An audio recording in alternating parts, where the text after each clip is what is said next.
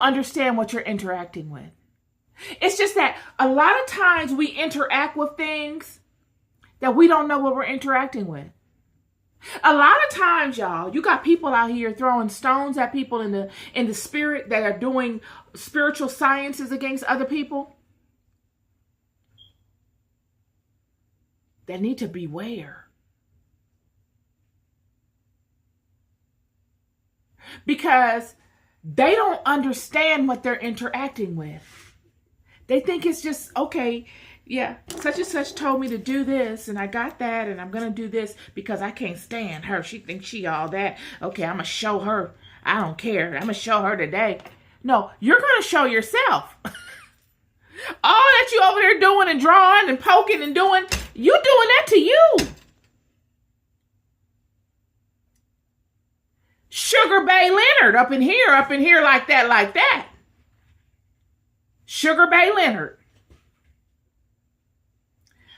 I've come through many hard trials. Through temptations on every hand.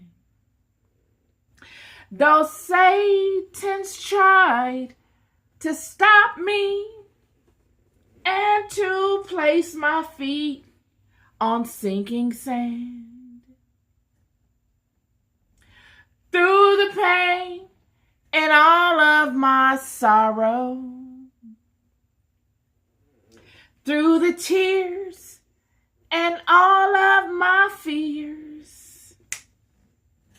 The Lord was there to keep me. Oh, he's kept me in the midst of it all.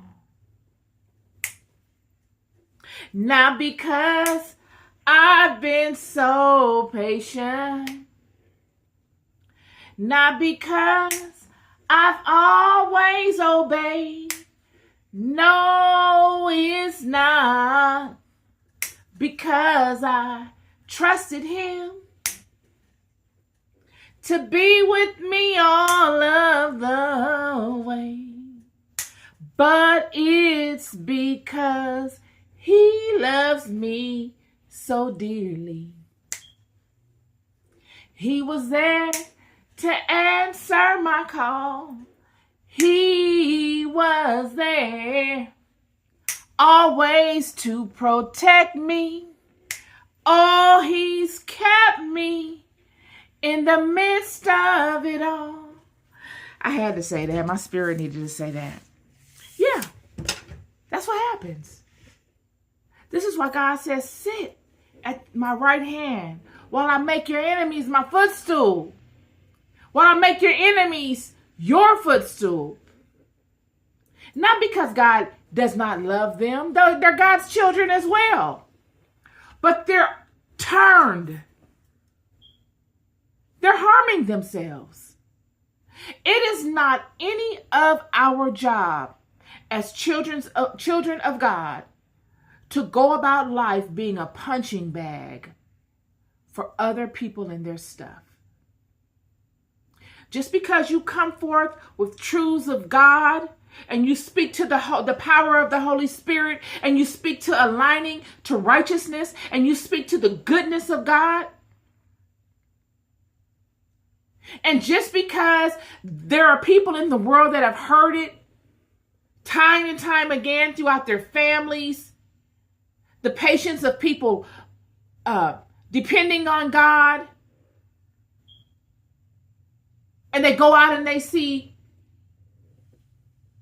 unrighteous people prevailing in the world doing unrighteousness, and they equate you aligning to God as weakness. They see you as a lick. They see you as a victim.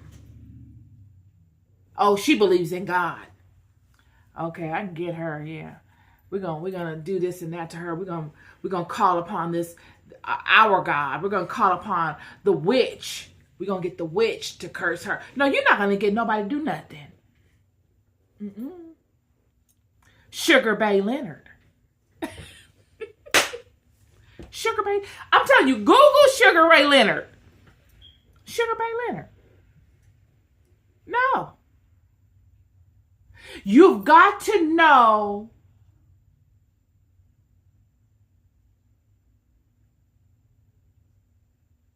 your opponent, not people. Because your opponent is not people. Your opponent are the spirits that source people. And they find them. And then they use those people to attack you. Your enemy is not the people.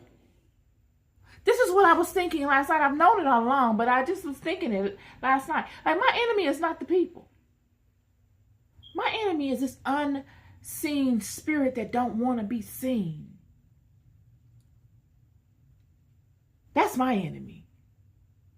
That sources people to try to work against me. That is my enemy. And that is the enemy that my God fights against, reprimands, because that is his creation. I don't have to try to find that spirit. It's beyond me. I don't need to do that. God finds that spirit for me. In the form of my angel. That same angel that Jacob had come to him in the end of Jacob's life and said, "It's been good, friend. Friend, we've done a monumental thing, me and you. Friend, look at what we've accomplished. Thank you for giving me access. Thank you for allowing me to have reign in your life.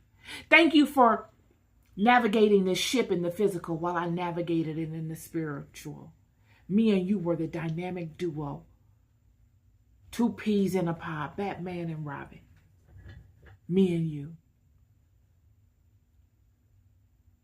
This is knowing your role and never getting it twisted. Never allowing the opponent to waste your time so that you go and try to fight battles that are impossible for you to win. I don't need to source the spirit that is waging war in my life. I need to do the ground level work. I need to be on the front line. Welcome to another episode of Taking Up Space, a Michelle A. Mayer podcast. Always so grateful to come forward and offer you new perspectives every day. How are you doing today? It's Sunday service, y'all. It's Bible study, y'all. That's my job. While I allow my angel in the form of God's angel that has been bestowed to me all of my life, and all of the different spirits, the Holy Spirit and the Spirit of God, and what other spirits God lend to me in the appropriate times to assist in the spiritual world, to limit the manifestation of those physical enemies that I have to deal with in my life. And this is a portion of the problem that happened in the garden. God cursed ignorance. It was the ignorance, the non-knowing, the not aligning to the truth, not standing in your sovereignty, not being dominant in your environment that you were created to be dominant in. And allowing someone else to come upon you and take you off of your circle, trick you out of your position.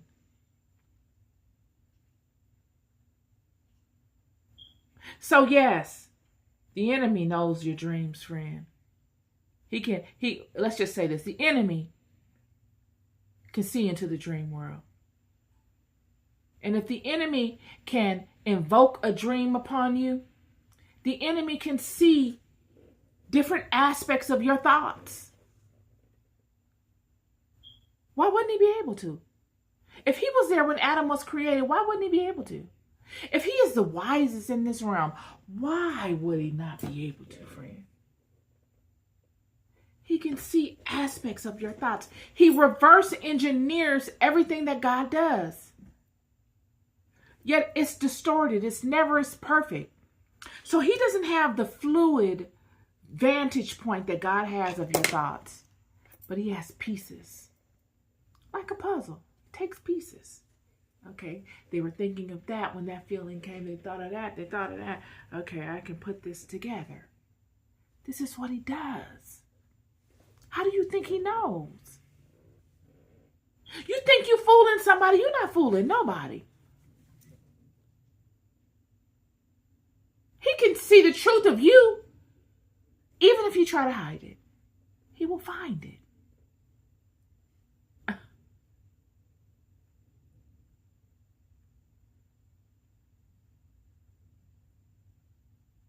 Your psychological makeup, your internal makeup, he's got all of that.